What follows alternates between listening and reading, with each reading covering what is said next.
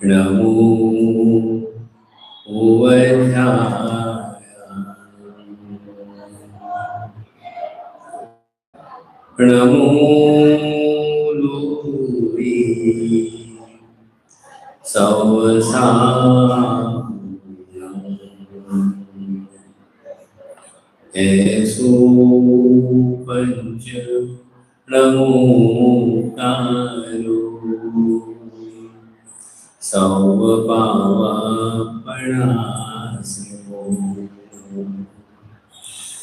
मंगलानं च सर्वेसिं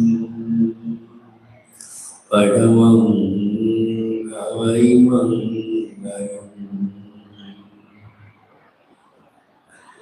अरहतो भगवन्त इंद्रमहिता सिद्धाच सिद्धि स्थिता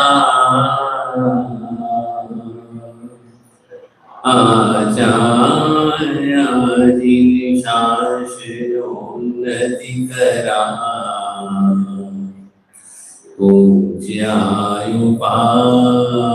पूज्यायुपाध्यायिका श्री सिद्धान्त सुपाचका मुनिवरा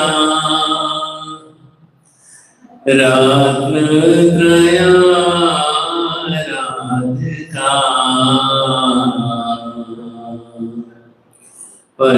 पंचैते परमेष्ठिना प्रतिदिनं कुर्वन्तो मङ्गलम् जय जगदीश्वरी विराडो जगद्गुरु जगानन्दो जगन्नाथो जगवन्दो जय जगप्रिया महु भगवन् जय सुयाणं भवो तीर्थयाणं यपश्चिमो जय जय गुरुलोगानं जय महावीरो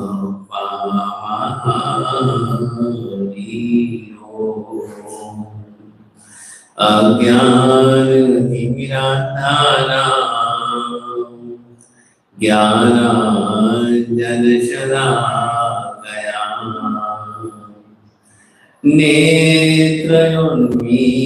नेत्रयोन्मीलितं येन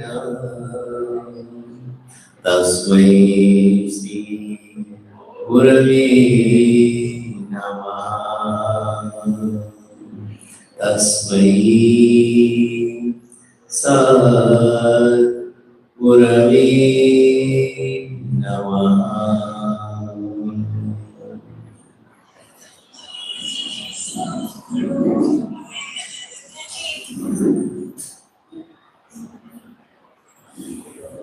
सभी मिलकर के नमस्कार महामंत्र का पाठ कीजिएगा। ओम नमो अरिहन्ताणं ओम नमो सिद्धाणं ओम नमो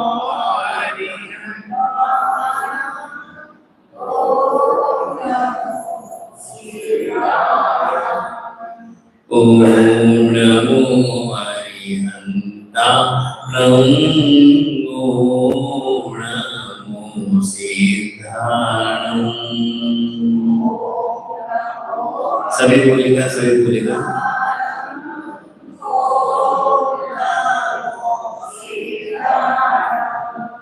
ओम नमो आर्याणं ओम नमो योगध्यायाणं ओम नमो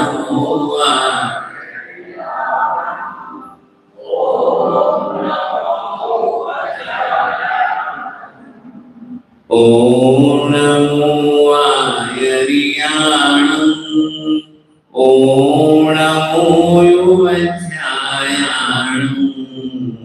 ओम नमो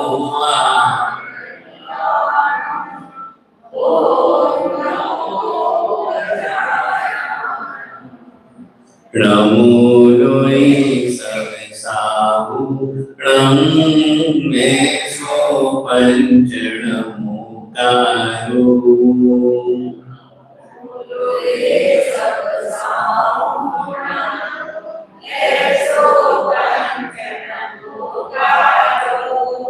नमो लोई सवसाहु मे सो पंचणमो कारो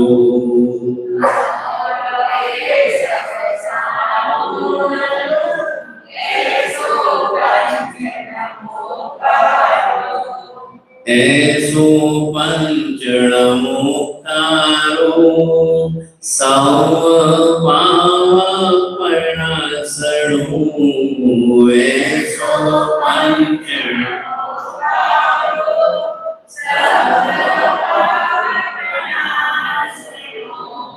मंगलानं च संवि सिंपडवमहावै मंगलम्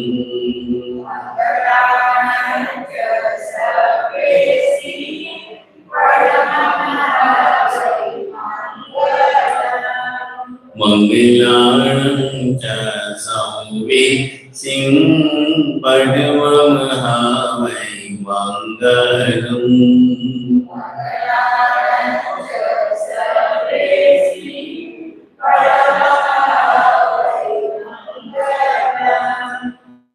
ओम नमो अरिहन्ताणं ओम नमो सिद्धाणं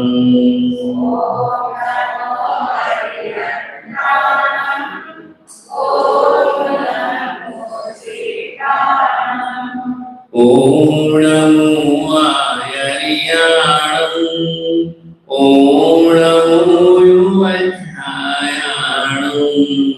ओम नमो आयर्याणं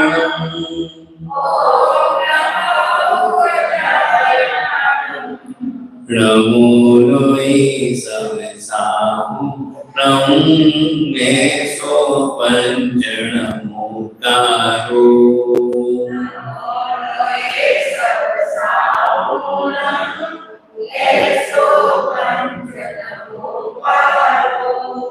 ऐसो पंचणमो कारो सव पापणासणु ऐसो पंचणमो कारो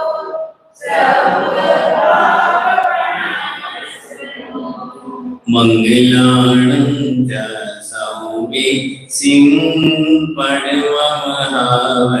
मंगलम्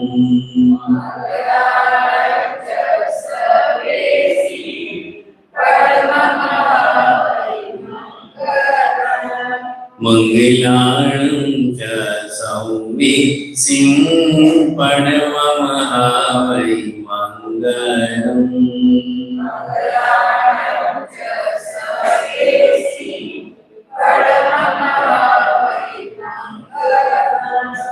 ओम नमो अरिहन्ताणं ओम नमो सिद्धाणं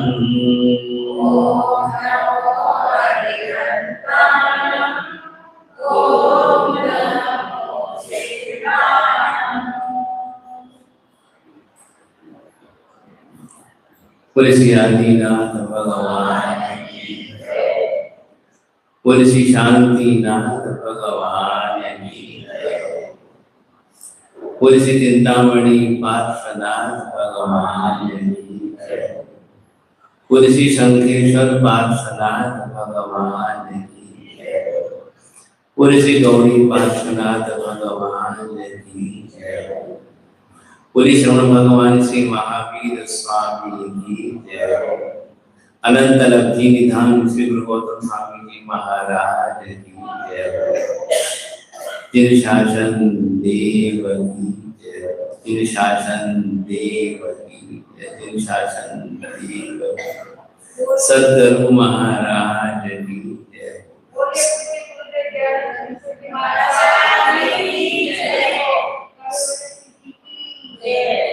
सद्गुरु महाराज की जय। सद्गुरु महाराज की जय।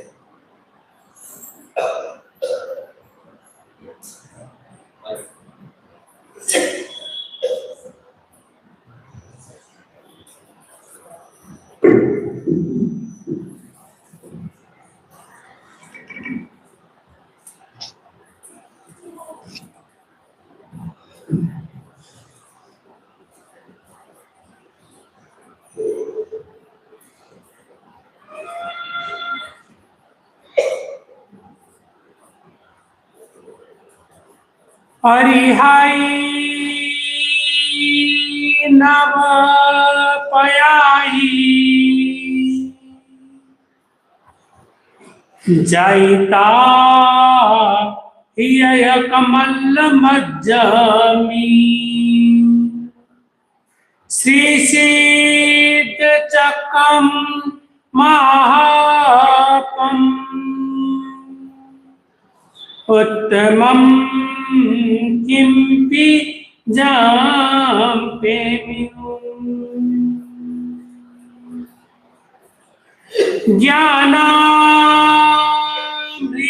ज्ञानामृतेनि लोकानां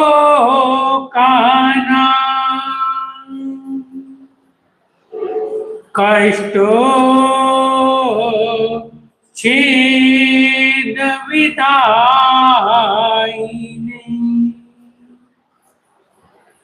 ऐदं युगेन वीराय नमो वल्लभ सूरय।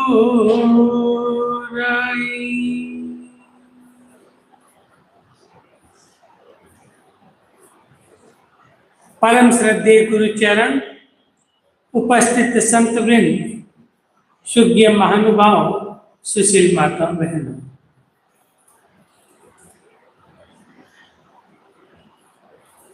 नवपद शाश्वती होली का आज चौथा स्वर्णिम प्रभात उदित हुआ।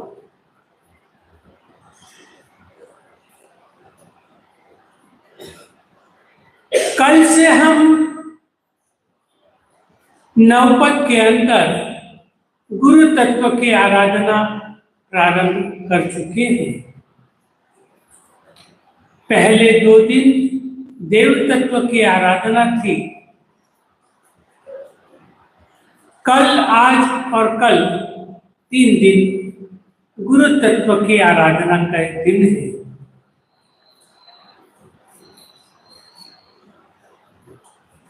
गुरु तत्व के अंदर आज उपाध्याय पद की आराधना का मंगलमय दिवस। उपाध्याय किसको कहते हैं?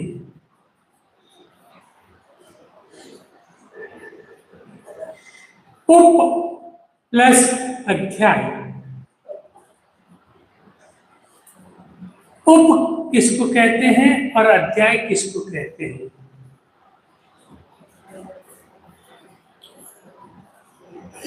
उप किसको कहते हैं?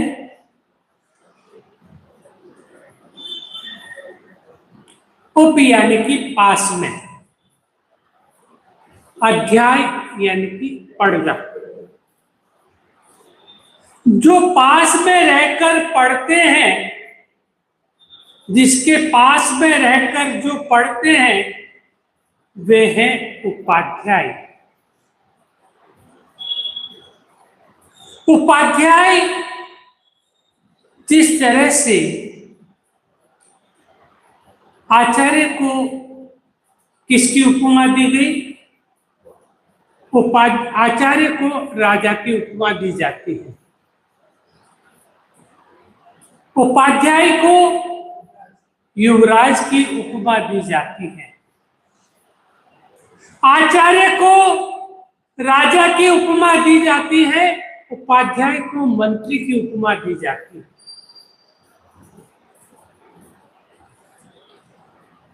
उपाध्याय राजा के अंदर रहकर पूरा का पूरा कार्य करना,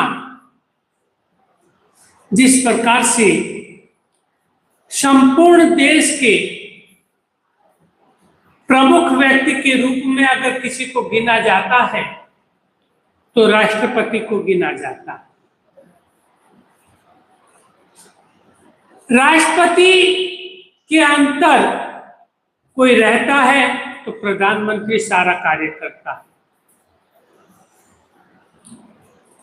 राष्ट्रपति केवल बैठे रहते हैं, उनकी देखरेख में सारा कार्य होता है, लेकिन कार्य संपूर्ण देश का कार्य संचालन अगर कोई करता है तो वह प्रधानमंत्री करता है।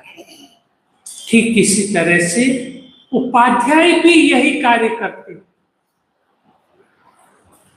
पूरे संघ शासन का कार्य आचार्य भगवंत की निश्रा में चलता है। उनकी अध्यक्षता में हर तरह का कार्य चलता है, लेकिन पूरे संघ समाज का संचालन अगर कोई करता है तो वह उपाध्याय करता है। ऐसे उपाध्याय पद की आराधना का दिन उपाध्याय विनयशीलता के भंडार होते हैं, विनयवान होते हैं, वात्सल्य वारिधि धारक होते हैं। आचार्य को पिता की उपमा भी दी गई और उपाध्याय को माता की उपमा दी गई।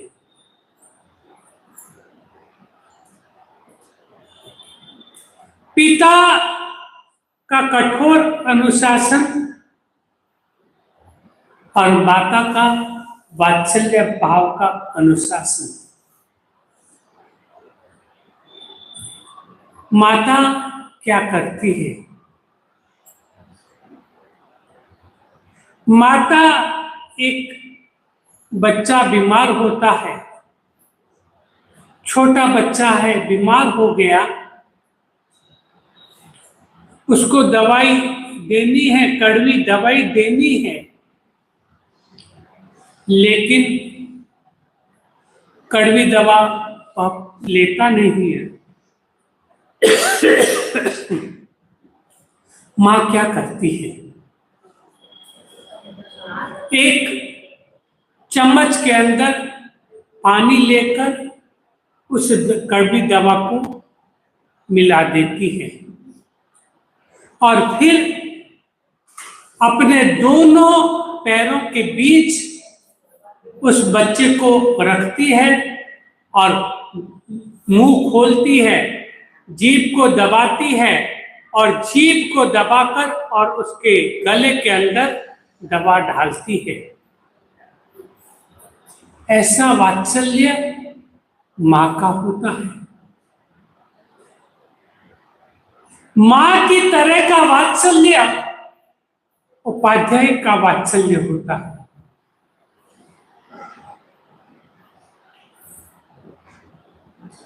माँ बच्चे को केवल मारती नहीं है, डांटती है, और जब अधिक शैतानी करता है बच्चा तो केवल आंख टेढ़ी करती है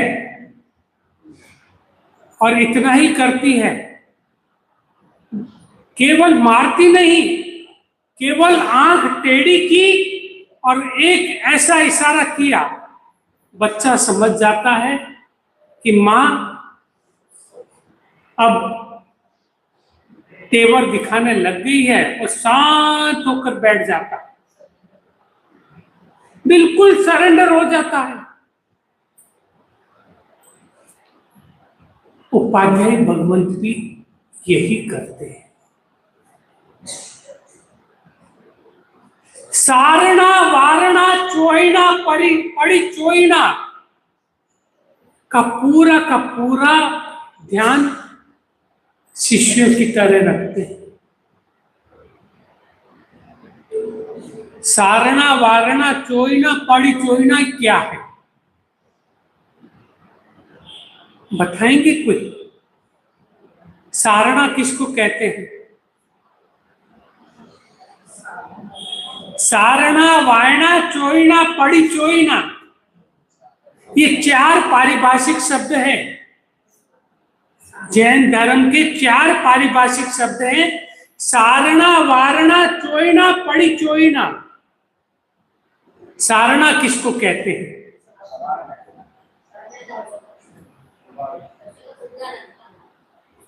संवारना। कोई शिष्य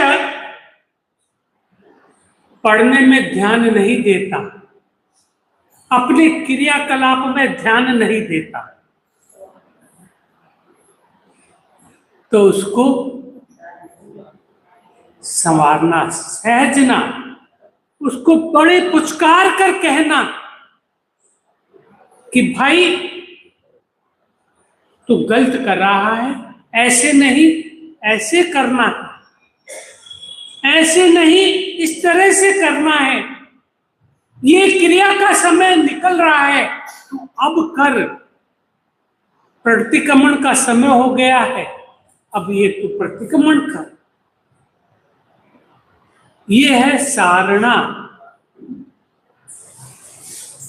वारणा यानी रोकना। वारणा यानी कि रोकना। गलत रास्ते पे चढ़ गया, चलते चलते कुमार्ग की ओर बढ़ने लगा, उसको रोकना। पथभ्रष्ट हुए शिष्य को सही राह पर लेकर आना, वह है वारणा। चोइना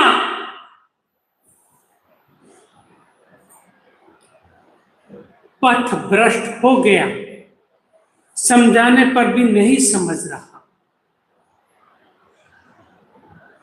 तब थोड़ा सा कठोर अनुशासन दिखाना कि भाई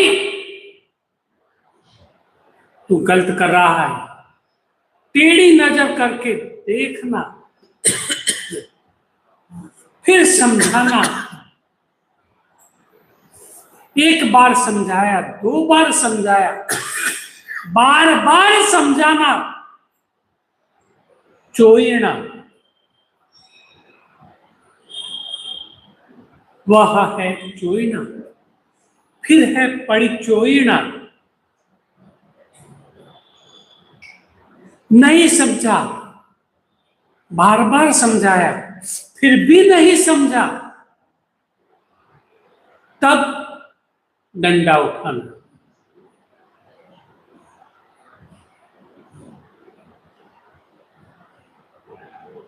इस तरह से उपाध्याय अपने शिष्यों को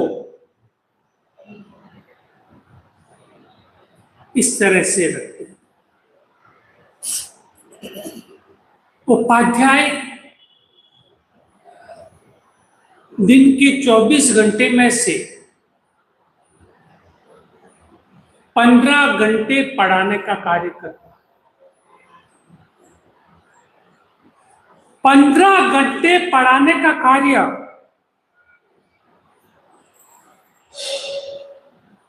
3 घंटे खुद के पढ़ने का।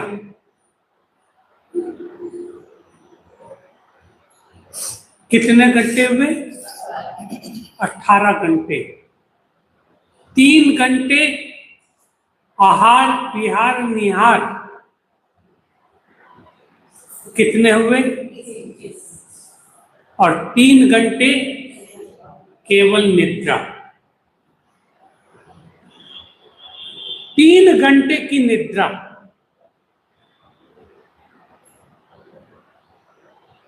ये उपाध्याय का कार्य होता है।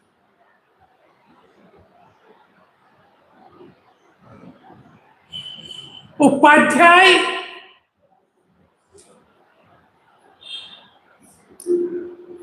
हर तरह से समझा बुझाकर प्रेम से कुछ कार्य कर एक कुंभार की तरह शिष्य को संवारता है। गुरु कुंभ शिष्य कुंभार है। गुरु कुंभ शिष्य कुंभार है। गड़ गड़ काटे खोट। गुरु कुंभ है, शिष्य कुंभार है। गड़ गड़ काटे खोट। कुंभार क्या करता है? वह अंदर तो हाथ रखता है, बड़ी सहलाई से पोलाई से हाथ अंदर रखता है और बाल ठोकता है। वह बाहर ठोक ठोक कर उसकी जो गड़े में ज्यादा मिट्टी आई है उसको निकाल देने का, जो गलती है उसको ठोक ठोक कर निकालना, लेकिन मारने का उद्देश्य नहीं। उसके प्रति प्रेम है, प्यार है, वात्सल्य है, मां का वात्सल्य। और मां के वात्सल्य की तरह शिष्य को पढ़ाती है। मां बच्चे का कभी अहित नहीं देखती, लेकिन जब जिद पर चढ़ जाए बच्चा, तब उसको सही राह लाने के लिए टेढ़ी नजर भी करती है, आंख हाथ भी उठाती है, और फिर भी नहीं समझता तो दे धनाधन, दे धनाधन करते हो।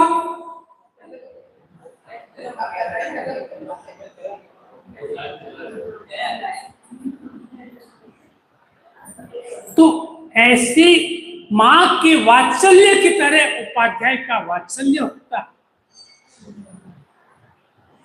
हर तरह से अनुशासन में रखने का कार्य, बार बार टोकना नहीं, बार बार कहना नहीं, लेकिन केवल आंख के इशारे से, और जब आंख के इशारे से ना समझे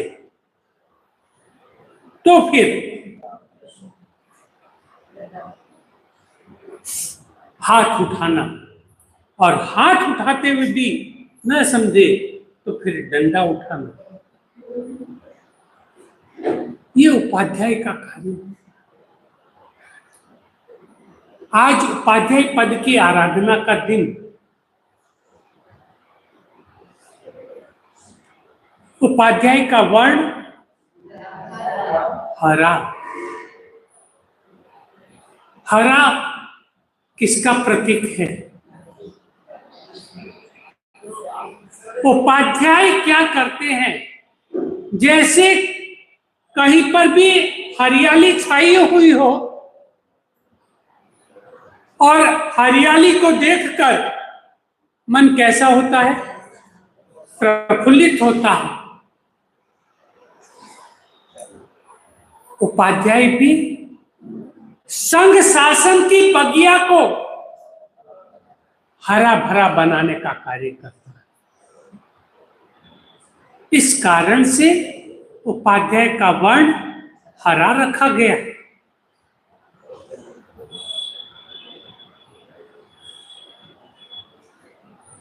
अपने यहां पर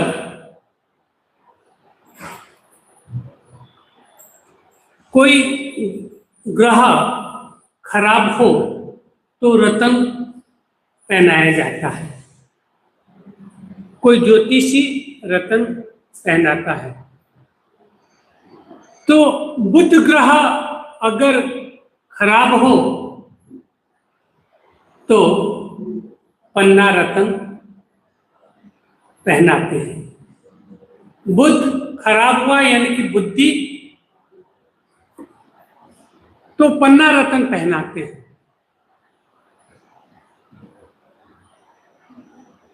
और इसी तरह से अनेक तरह के उपाय बताए जाते हैं,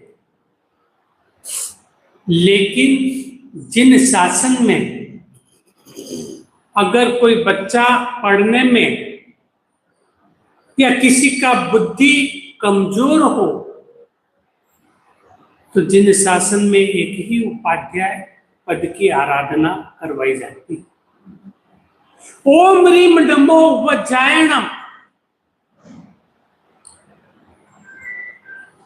अगर कोई व्यक्ति ओम ह्रीम नमो वज्रायणम पद की आराधना बच्चों से करवाए तो उसकी बौद्धिक क्षमता स्थिर होती है, वह धीरे धीरे बुद्धिमान बन जाता है।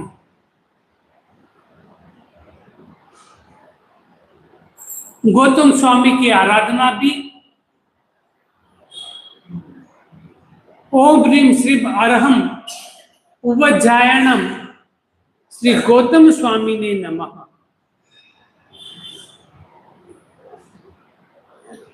इस तरह से गौतम स्वामी की आराधना भी इसी तरह से की जाती है। बौद्धिक क्षमता को बढ़ाने के लिए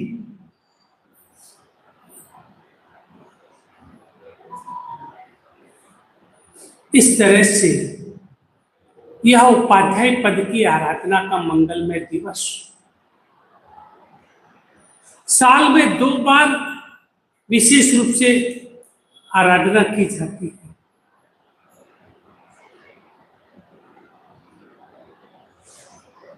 तो इस तरह से उपाध्याय पद की आराधना अपने यहाँ पर उपाध्याय विशेष रूप से 3 उपाध्यायों का उल्लेख आता है। बहुत सारे उपाध्याय हैं, लेकिन 3 उपाध्याय का विशेष उल्लेख आता है। महामहोपाध्याय यशो विजय जी महाराज का,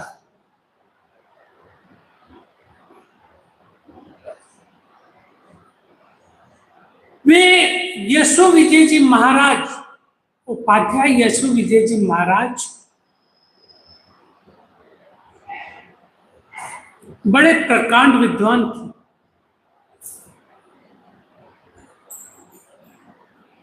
अनेक ग्रंथों की रचनाएं की, अनेक आगमों पर टीकाएं लिखी। दूसरे हैं महामहोपाध्याय विनय विजय जी महाराज।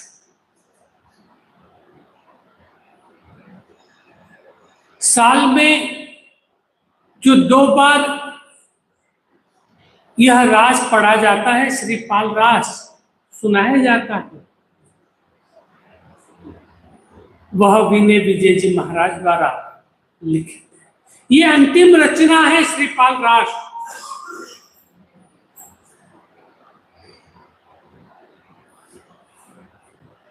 और एक उपाध्याय है जो कि खट्टरगछ के माने जाते हैं, उपाध्याय देवचंद्र विजय जी महाराज। बड़े प्रकांड विद्वान थे। उनकी 24वीं लिखी हुई है, और ऐसी 24वीं है कि अनेक आचार्य भगवंत उन 24वीं के ऊपर प्रवचन करते हैं।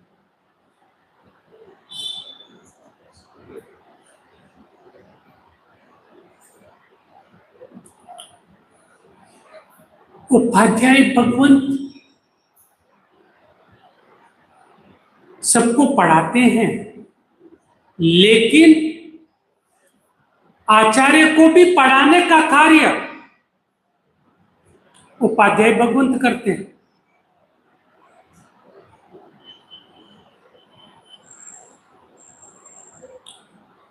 आचार्य भगवंत को भी कुछ पूछना हो,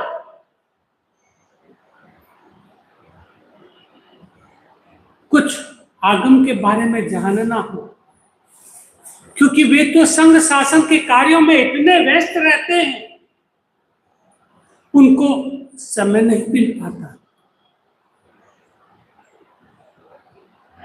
तो जानकारी होते हुए भी वे उपाध्याय का सहारा लेकर अपने ज्ञान को जो अंदर है उसको उद्घाटित कर, ऐसे उपाध्याय भगवंत की आराधना का दिन। इधर श्रीपाल मैणा सुंदरी कहां तक पहुंच गए थे?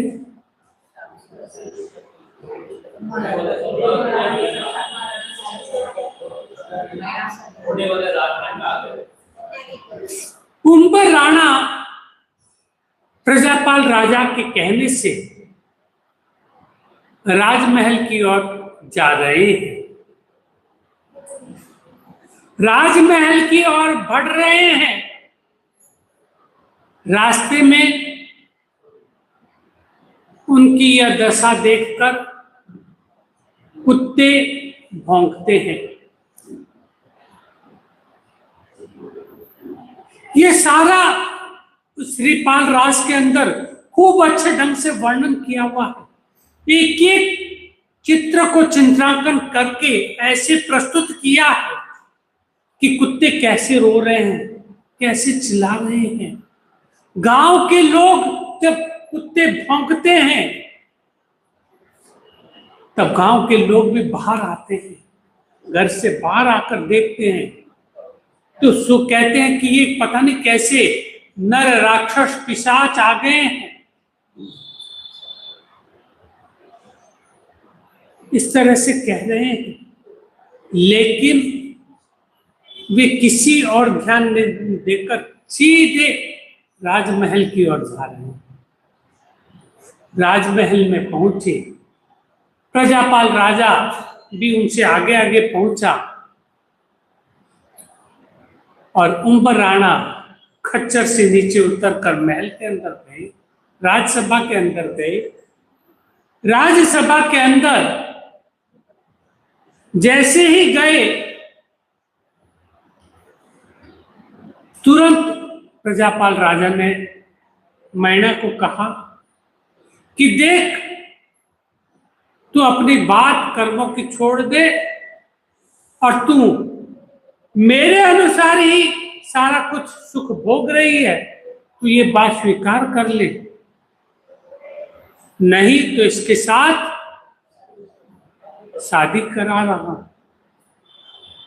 लेकिन मैणा सुंदरी कुछ नहीं बोली।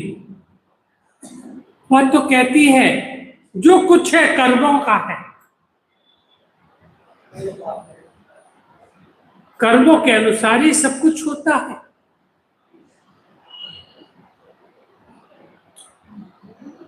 मैणा कुछ प्रत्युत्तर नहीं देती और उसी समय में क्रोधांध बने हुए प्रजापाल राजा ने उम्बर राणा को कहा कि ये तेरी पत्नी है। तब उम्बर राणा ने क्या कहा?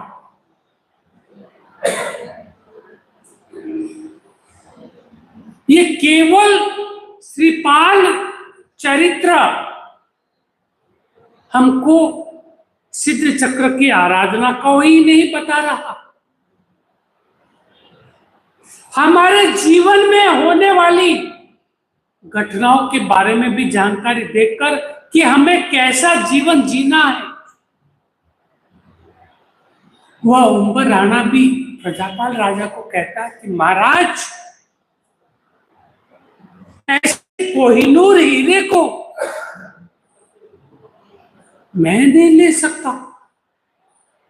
मुझे तो कोई दासी को दे दो, वेश्या की पुत्री को दे दो,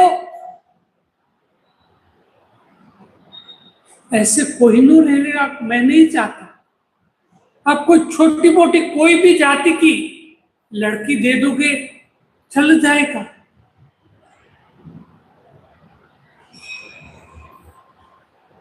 नहीं, ये कर्मों की बात कर रही है। कर्मों से आप ही आए हो और लोग कर्मों का इसको मजा चखाता हूं ताकि भूल जाए कि राजा क्या कर सकता है और कर्म क्या कर सकते हैं।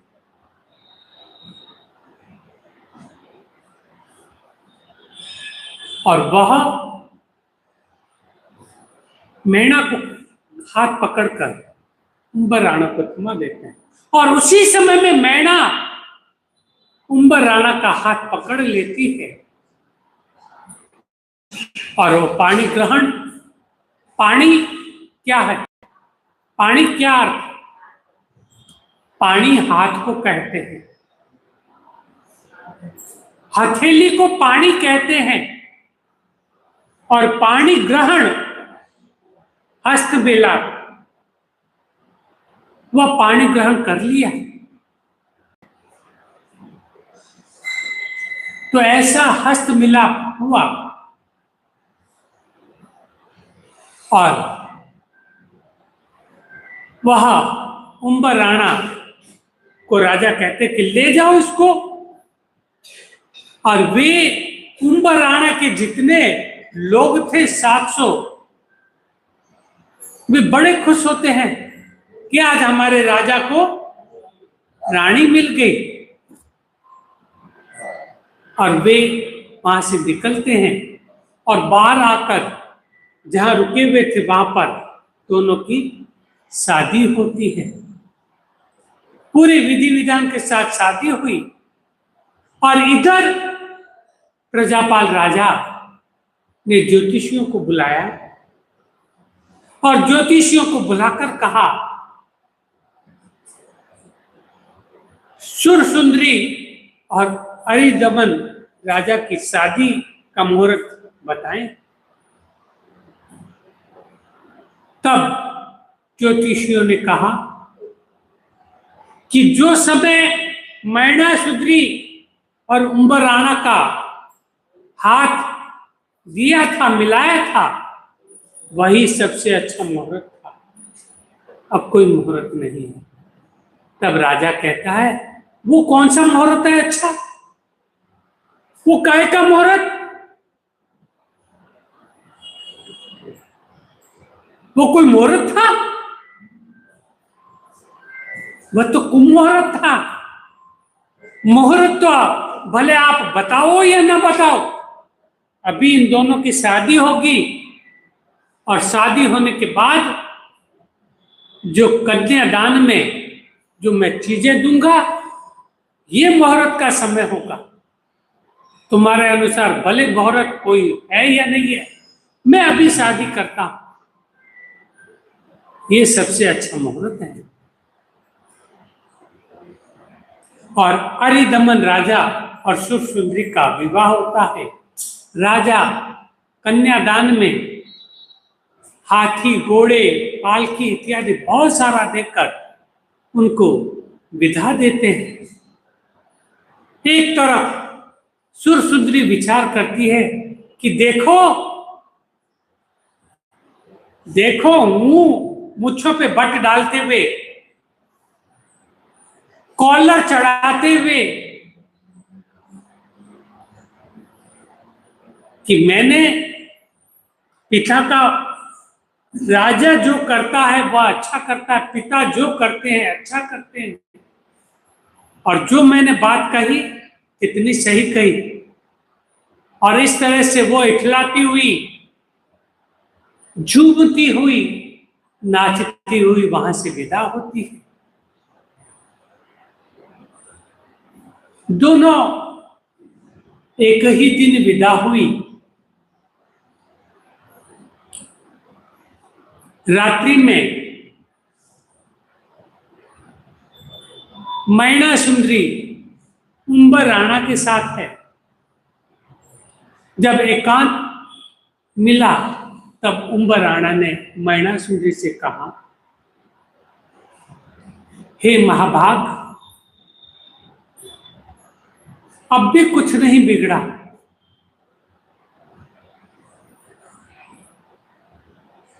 तू अब भी किसी दूसरे के साथ शादी कर ले, मेरे जैसे कोड़ी को छोड़ दे, नहीं तो तेरे को भी कुष्ठ रोग हो जाएगा।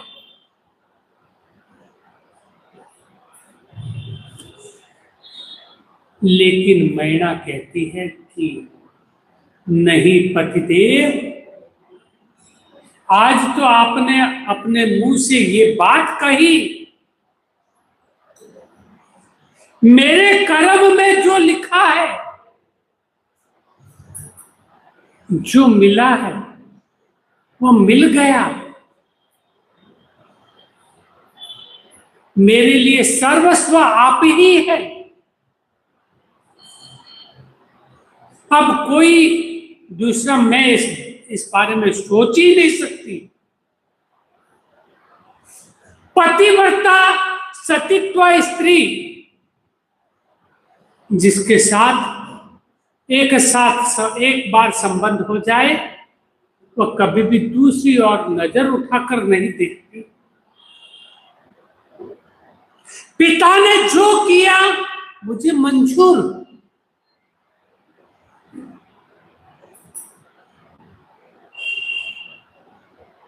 ये प्रेरणादायक दृश्य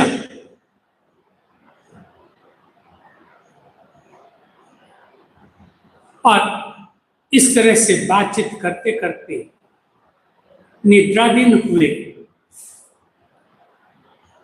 प्रातः पो फटने से पहले उठे। पो फटने से पहले उठे, नवकार मंत्र का मैना सुंदरी ने ध्यान किया और ध्यान करके हाथ की रेखाओं को देखा। हाथ की रेखाओं के ऊपर अंगुलियों में 24 भगवान के तीर्थंकरों का नाम स्मरण किया। ये हाथ की रेखाएं और सिद्ध शिला, ये सिद्ध शिला बनी और सिद्ध शिला के ऊपर ये 24 पोर है, ये 24 तीर्थंकर। एक एक तीर्थंकर के नाम का उल्लेख करके ध्यान किया। फिर उसके पश्चात पति को प्रणाम किया और कहा, पास में ही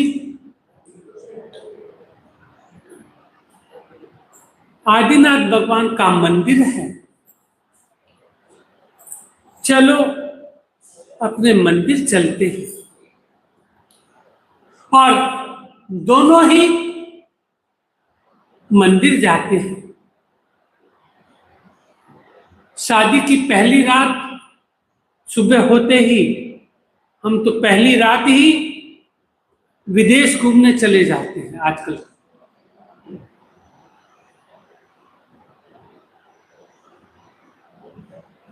लेकिन वे दोनों प्रातःकाल होते ही सबसे पहले परमात्मा के मंदिर जाकर निशी ही बोलकर मैना सुंदरी के साथ उम्बर राणा ने प्रवेश किया। प्रवेश करके परमात्मा की स्तुति की, स्तवना की। बड़े अहोभाव के साथ परमात्मा की स्तुति स्तवना कर रहे थे। और जैसे स्तुति स्तवना समाप्त हुई और उसी समय में वहां पर रहे हुए, उस मंदिर में रहे हुए देवों के द्वारा एक चमत्कार हुआ।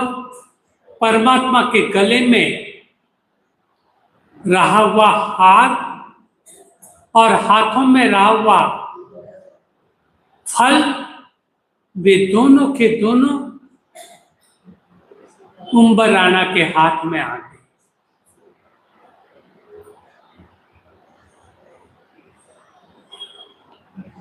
और इस तरह से उम्बर राणा के हाथ में दोनों आ गए। और उसी समय वहां से निकले। फिर मैना सुंदरी ने कहा कि अब पास में ही उपाश्रय है, मंदिर है, मंदिर के साथ में उपाश्रय है। गुरु वल्लभ जब जोधपुर में आए और जोधपुर में आकर उन्होंने पास में विद्यालय देखा, भैरूबाग में छोटा मंदिर था। और उस समय में गुरु वल्लभ ने भैरूबाग के ट्रस्टियों को कहा कि यहां पर भव्य जिनालय बनाए जाए। यह गुरु वल्लभ की प्रेरणा थी, जिसके कारण से यह मंदिर भव्य बना। कि विद्या के साथ में मंदिर भी होना चाहिए। और इस तरह से यह भैरूबाग का मंदिर भी गुरु वल्लभ की देन है। तो ऐसा यह भैरूबाग का मंदिर बना। तो वह भी गुरु महाराज के उपाश्रय और विद्यालय वहां पर भी था। तो मैना ने कहा कि गुरु महाराज के पास चलते हैं। आचार्य मुनि चंद्र सूरी जी महाराज यहां पर विराजित हैं, अपने उनके पास चलते हैं। और वे दोनों आचार्य भगवंत के पास जाते। वहां पर आचार्य भगवंत प्रवचन कर रहे थे। आचार्य भगवंत के प्रवचन में उम्बर राणा को तो कुछ पता नहीं, कैसे वंदन करना, क्या करना। लेकिन जैसे मैना ने वंदन किया, उसी ढंग से वंदन करके जहां पुरुष बैठे थे वहां पर जाकर भी बैठ गए। मैना सुन रही, माताओं बहनों के पास में प्रवचन सुना। प्रवचन पूरा होने के बाद में वे दोनों ही आचार्य भगवत के पास पहुंचे। आचार्य भगवत ने जैसे ही मैना को देखा और मैना को देखकर कहा कि ये पुण्य पुरुष कौन?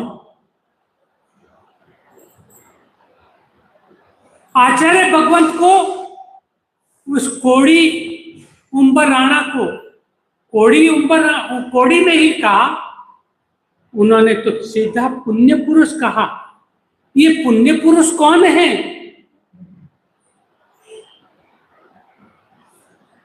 तब मैना सुंदरी की आंखों से अश्रुधारा बह चली और मैना सुंदरी ने कहा कि भगवंत, ये आंसू इसलिए नहीं कि मैं इस पुरुष के साथ आई हूं, ये आंसू तो इसलिए है कि मेरे पिताजी ने मेरी शादी इनके साथ की, लेकिन लोगों ने जैन धर्म की निंदा की, अवहेलना की। वो वहां जैन धर्म की निंदा अवहेलना हो रही है। परमात्मा के शासन की अवहेलना अगर हो,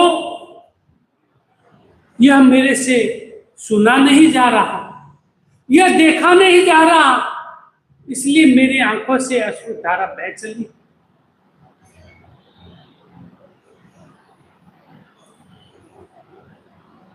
हम लोग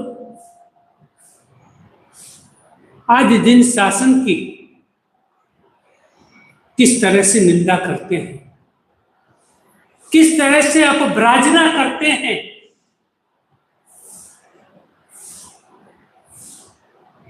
आजकल तो ये हमारा ये जो पॉकेट में रहने वाला छोटा बच्चा है, वो पॉकेट में रहा छोटा बच्चे के अंदर जरा सी कोई बात आई नहीं, वो तुरंत आगे से आगे फॉरवर्ड। क्या है क्या नहीं, कुछ नहीं देखते। और इस तरह से जिन शासन की अवहेलना के पोस्ट आगे से आगे पोस्ट,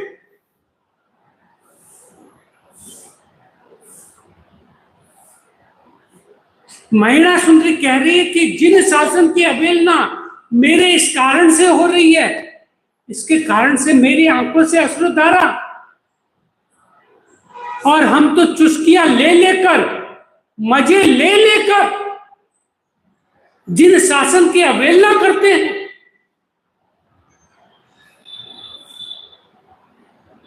कभी भी आप लोग इस तरह की कोई भी मोबाइल में आपके आ जाए, कभी भी आगे बढ़ाना नहीं। कभी भी मजे ले लेकर जिन शासन की अवहेलना के लिए हम पात्र न बन पाए।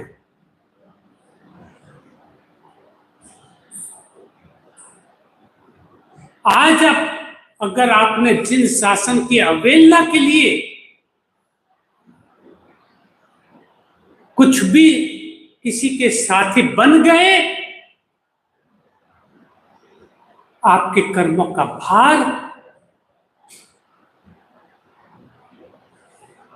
भले कितनी भी आराधना साधना उपासना कर लो, कितनी भी पूजा प्रार्थना कर लो, वह अगर जिन शासन की अवहेलना का पात्र आप बन गए, तो वह कर्मों का भार से कभी भी विमुक्त नहीं हो सकते, कभी भी आप मुक्त नहीं हो पाएंगे।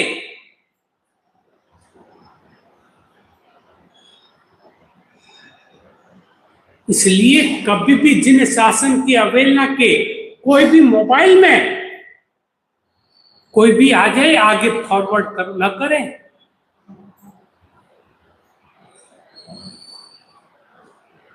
हम जिस शासन के लिए हम आगे का जिन शासन को बढ़ाने के लिए पुरुषार्थ तो नहीं कर पा रहे, और जिन शासन को नीचा दिखाने के लिए पुरुषार्थ कर रहे हैं, फिर हम जिन शासन के परमात्मा के पास जाकर और परमात्मा से प्रार्थना करें कि परमात्मा मुझे ये मिल जाए, मेरा ये कार्य हो जाए, कहां से हो पाएगा?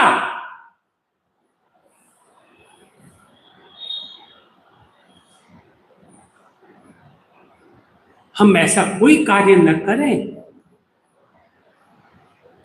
जिससे जिन शासन की अवहेलना हो, निंदा हो। हम जिन शासन को ऊपर तो नहीं पहुंचा सकते, लेकिन कम से कम नीचे पहुंचाने का पुरुषार्थ तो न करें। कोई गलती कर रहा है,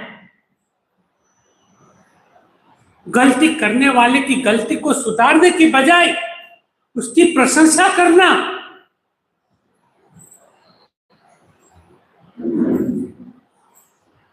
ऐसा कोई कार्य न करें। यह श्रीपाल रास हमें ये प्रेरणा देता है कि महिला सुंदरी के जीवन में तो केवल एक छोटा सा प्रसंग बना,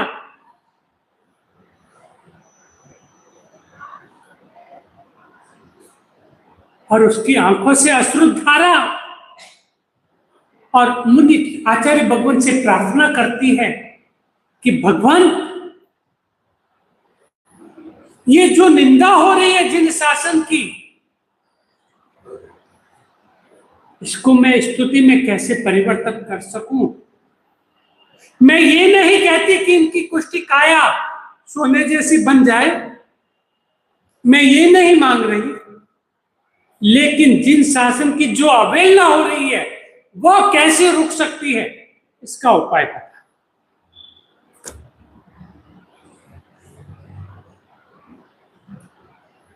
तब आचार्य भगवंत ने क्या कहा? मैना, तू तो जानती है कि हम साधु ये मंत्र तंत्र यंत्र का उपाय नहीं बताते, लेकिन जो तूने कहा है कि जिन शासन की अवहेलना न हो, उसके लिए क्या करूं? तो उसके लिए तो केवल एकमात्र उपाय अपने यहां पर बताया गया है, वह है सिद्ध चक्र की आराधना, नवपद की आराधना।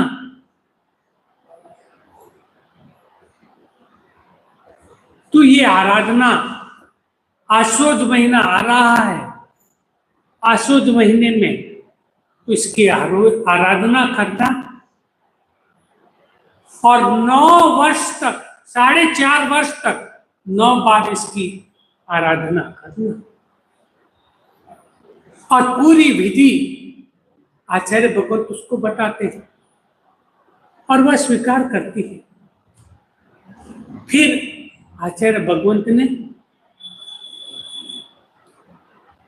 संघ की ओर नजर की और संघ को कहा कि ये स्वामी भाई है, ये साधर्मिक भाई है, इनके रहने की व्यवस्था, इनके खाने पीने की व्यवस्था आप करें। गुरु वल्लभ भी पाकिस्तान से आए हुए लोगों को लेकर आए और फिर अनेक संघों के लोगों को कहकर समाचार दिलवाकर कहा कि ये साधर्मिक भाई है, इनकी हर तरह की व्यवस्था करें।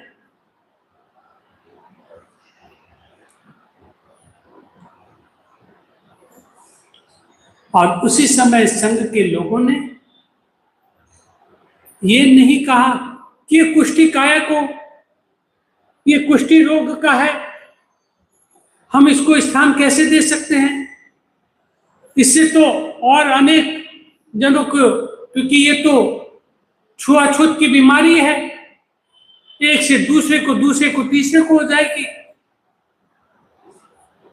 लेकिन वे श्रावक भी गुरु आज्ञा के पालक थे। गुरु ने कहा कहती नन्नु नच किए बिना स्वीकार। इस तरह से उन्होंने स्वीकार करके उनकी पूरी व्यवस्था, उनको रहने के लिए एक मकान, खाने पीने के इत्यादि की सारी व्यवस्था इत्यादि दी। इस तरह से पूरी व्यवस्था कर दी। अब वे दोनों वहां पर रहने लग गए। आगे क्या होता है, वे आराधना किस प्रकार से करते हैं, आराधना करके उनके जीवन में क्या घटित होता है, यह तो आने वाले समय पर हम विचार करेंगे। समय पूरा हुआ। जिन आज्ञा विरुद्ध कुछ कहा हो तो मिच्छामि दुक्कडम।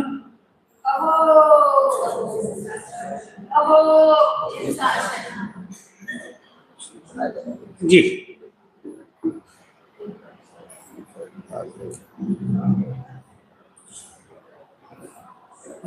जी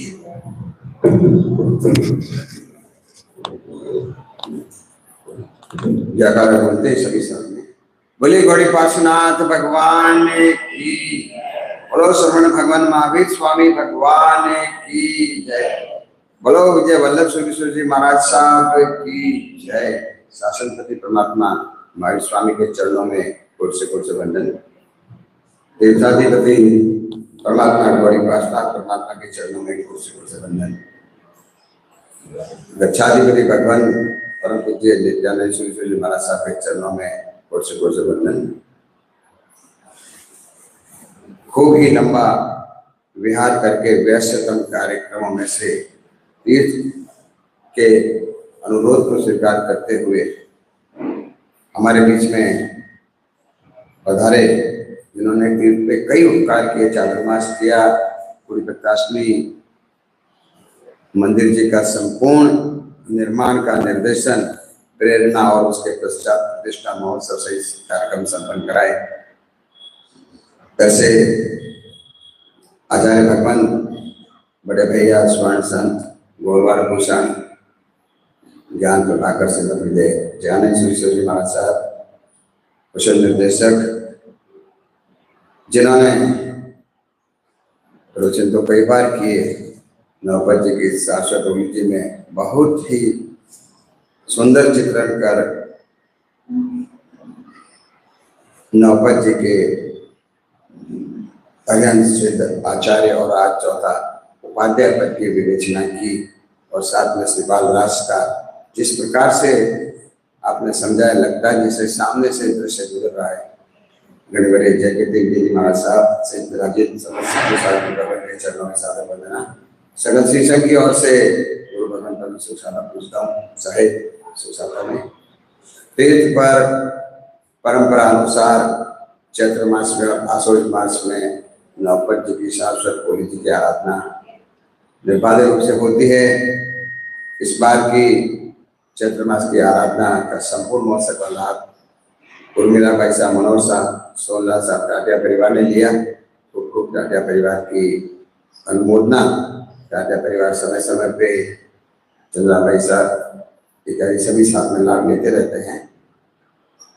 इस अवसर पर आराधना करने वाले सभी तपस्वियों की सुशाला पूछता हूँ। तपस्वी साथा में संघ अपना प्रयास कर रहा है कि आपको तपस्या में कोई बाधा नहीं आए, निर्बाध रूप से आपकी व्यवस्था बहुत सुंदर ढंग से हो, और लाभार्थी ने भी ये भावना कई बार जाहिर की कि मेरे तपस्वियों की जो जितनी तपस्वी करे उनको किसी प्रकार की प्रतिकूलता नहीं हो, अनुकूल व्यवस्था रहे। कार्यकर्ता हमारी सारी व्यवस्था में सहयोग कर रहे हैं। सभी कार्यकर्ताओं की अनुमोदना करते हुए कुछ आवश्यक कार्यक्रम आपके समझ में हूँ। कल शिव चक्र महापूजन विजय मुहूर्त में इसी पंडाल में होगा। सभी से अनुरोध समय 12:39 समय 12:39 सनातन के पश्चात या प्रारंभ हो जाएगा। तो आप जब तक अभी करके पधारेंगे। विख्यात संगीतकार महेश भाई भंडारी कारक संगीतकार के साथ में यहाँ पे नागपूजन पढ़ाएंगे। 2 बजे रोज अपने नियमित पूजाएं हो रही है, लेकिन कल पूजा नहीं होगी क्योंकि शिव चक्र महापूजन होगा। उसके आगे के कार्यक्रम की सूचना परमात्मा का जन्म कल्याणक महोत्सव चय सुधीर तेरस परंपरागत शोभा यात्रा जुलूस, जो कि पूरे भारतवर्ष में जोधपुर का जुलूस एक अपने आप में एक स्थान रखता है। श्री धरवाग जैन तीर्थ से प्रातः 9 बजे का समय रखा गया है। परम पूज्य आचार्य भगवान गुरु भगवंतों की निश्रा में भव्य शोभा यात्रा जुलूस यहाँ से रवाना होगा और प्रस्थान कर night complex, Sardarpura C road, Gandhi Maidan, B road, gold building, Kankaria building होते हुए जालूर गेट पहुंचेगा। और जो जन कल्याणक महोत्सव समिति अपने यहाँ बनी, उनका जुलूस फतेहपुर से आएगा। उस मुख्य जुलूस में सम्मिलित होते हुए शहर के विभिन्न मार्गों से होते हुए जूनी मंडी जाके जुलूस का समापन होगा। आप सभी से अनुरोध, अधिकारी संख्या में इष्ट मित्रों से यहाँ पे पधारें और जुलूस में शोभा यात्रा जुलूस में परमात्मा के जन कल्याण महोत्सव को मनाने में अपनी सहभागिता सुनिश्चित करें। प्रातः नवकार श्री जुलूस से पूर्व यहाँ पे संघ की ओर से रखी गई है, उसका भी लाभ लें और समय पे पधारें, इस बात का विशेष ध्यान रखें। पारना की सूचना 3 तारीख तपस्वियों का पारना साथ में बड़े तक जितने भी हैं उनके भी तपस्या तो वो भी सादर आमंत्रित है। और उसके बाद बात करूंगा वर्षी तप की। ये महात्मा जो हमारे बीच में बैठे हैं, गुरु भगवान का दूसरा वर्षी तप है। और प्रथम वर्षी तप आपने चातुर्मास के दौरान चतुर्दशी तीर्थ पे छठ के पारने से वर्षी तप पूरा किया। खूब अनुमोदना, गुरु भगवान की खूब अनुमोदना। और तीर्थ द्वारा परम पूज्य आचार्य भगवान ज्ञानेश्वर जी महाराज साहब के 72वें जन्म दिवस के अवसर पर उपस्थित होकर चतुर्मास में ओली जी की निष्ठा के साथ में एक निवेदन किया था कि सोने में सुहागा घर आई गंगा और गुरु भगवंत का पालना घर बार जयंती पे कराने की स्वीकृति प्रदान करे। गुरु भगवंत ने उस समय ये कथा अवसर देख के अवश्य करवाएंगे, लेकिन अध्यक्ष महोदय के निवेदन के पश्चात संघ की भावना को देखते हुए गुरु भगवंत का पालना यही अक्षय तृतीया को कराने की स्वीकृति गुरु भगवंत ने प्रदान की है। खूब आभार गुरु भगवंत का। और उसके निमित्त पालने के निमित्त त्रिदिवसीय कार्यक्रम अपन यहाँ पे रखेंगे। प्रथम दिवस पंचकल्याण पूजा, दूसरे दिन संकष्ट आदिनाथ पंचकल्याण पूजा और दूसरे दिन संकष्ट माघ से भक्तामृत पूजा जो भी गुरु भगवंत फरमाएंगे रखेंगे। और तीसरे दिन मुख्य पालने का कार्यक्रम। पालने के कार्यक्रम के दिन तपस्वी बदावना रहेगा और साथ में जो भाग्यशाली गुरु भगवंत के साथ में जिन्होंने वर्षित तप किया है वो सभी पालने के लिए यहाँ पे आमंत्रित रहेंगे। वो अपना नाम दिखाए, सूचना पट पर अनुसार सूचना दी जाएगी। अधिक से अधिक जोधपुर में वर्षित करने वाले जो पालने करने वो गुरु भगवान की निश्रा में, गुरु भगवान के सानिध्य में और गुरु भगवान के साथ में पालना करें। तीर्थ पर सभी महानुभावों के लिए पालने की व्यवस्था सुव्यवस्था रहेगी और यथा योग्य उपहार अनुमोदना से तपस्वियों को सम्मानित बहुमानित किया जाएगा। साधु भगवान को तो हम क्या बहुमानित कर सकते हैं, इतना ही कहेंगे कि आपके इस तब के अनुमोदना करते हैं। सभी मेरे साथ में बोले अनुमोदना अनुमोदना अनुमोदना बारंबार अनुमोदना अनुमोदना अनुमोदना बारंबार। गुरु भगवान का चातुर्मास जयपुर में सुनिश्चित हुआ है। पालने के पश्चात जोधपुर क्षेत्र में विचरण करते हुए गुरु भगवान जयपुर की ओर प्रस्थान करेंगे। समय समय पे सभी कार्यक्रमों की सूचना आप तक पहुंचती रहेगी। प्रतिक्रमण का समय 31 तारीख को, हाँ 31 तारीख यानी कि परमात्मा का जन्म कल्याण दिवस चूंकि वरघोड़ा रहेगा इसलिए प्रवचन मात्र मंगलिक के रूप में रहेगा।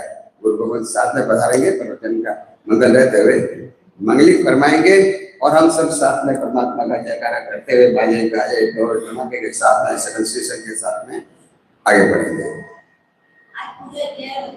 कैसा? आज 11 बजे पूजा, आज पूजा 11 बजे। कैसे? सभी जने पधारे पूजा में। हाँ सभी जने पूजा में, सभी जने तो दिख तो नहीं रहे। क्या बढ़िया पुण्य प्रताप है। 157 आमिल प्रथम दिन हुए, 130 आमिल हो डाटिया परिवार का लाभ। लेकिन तपस्या के साथ क्रिया आवश्यक है और क्रिया करने के लिए यहाँ संख्या मुझे नजर नहीं आती। जब आमिल करते हैं उन तपस्वी को वो सब आपके साथी लोग हैं, सब ऊपर मिलते हैं। उन्हें बात कहिए कि अवसर मिला है प्रवचन का, ऐसे आचार्य भगवान पधारे और हम घर बैठे बैठे आमिल कर रहे हैं, आमिल करने आते हैं। मेरा अनुरोध सभी तपस्वी भाग्यशालियों से, ये दिन बहुत कम बचे हैं, अच्छे दिन हाथ से फिसलते जाते हैं। आज चौथा दिन हो गया, 5 दिन और रहे जिसमें एक दिन जन कल्याण महोत्सव वाला निकल जाएगा। तो अवश्य करके पधारे, अधिक से अधिक प्रवचन में पधारे, ऐसा मेरा अनुरोध। भाई प्रभावना मंगाइए, सामूहिक प्रभावना में से ही प्रभावना होती है।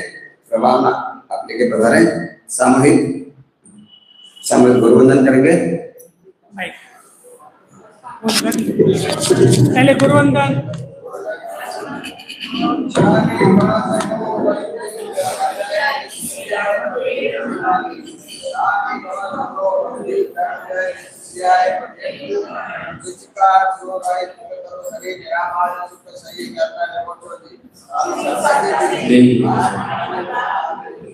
Shami Gamasto Bandi Jani Nami Sakari Pana Udio Yade Ryan Amir Amen. Sham Amir Ryan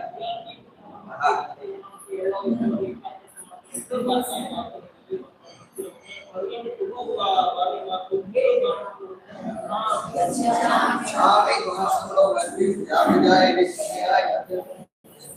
हाँ जी पचकाल पचका देने वाले व्यक्ति के हाथ में लीजिएगा। उपवास वाला कोई है नहीं उपवास है, उपवास है।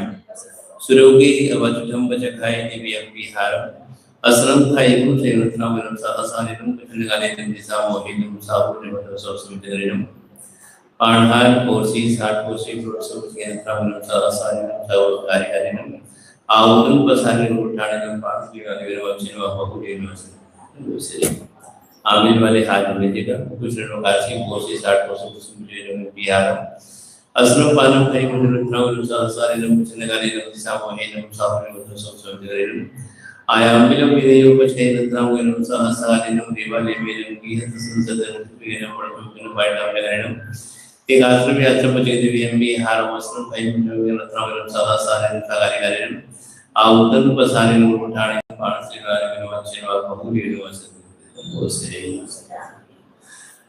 उपसर्गाक्षयं यान्ति चित्तं देवी नवलय मनः प्रसन्नकामेति पूज्यमाने जिनेश्वरि सर्वमङ्गलमाङ्गल्यं सर्वकल्याणकारणं प्रधानं सर्वधर्माणां जैनं गति शासनम् Mike lah baik. कल का कार्यक्रम कैसा रहा?